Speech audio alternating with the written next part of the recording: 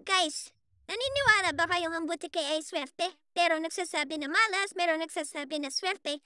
Ano ba talaga ang totoo? Pero ayan oh, makain pa kami nandyan na siya. Naghahanap siya ng makakain. Para siyang buhaya. Oh, pati kamay mo aanuin pag hindi ka gumalaw. Itong buhaya na yun, nag-iingat tayo guys.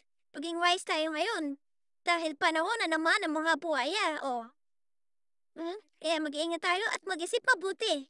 Para hindi tayo na madali ng mga buhaya. Ang loto nga ngayon kahit maliit pa lang may tumatama na. Araw-araw may tumatama. Parang napaka-imposible, no?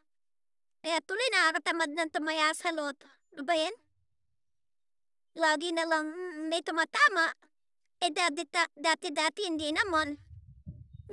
Something fishy. Salamat sa inyong pananood, guys.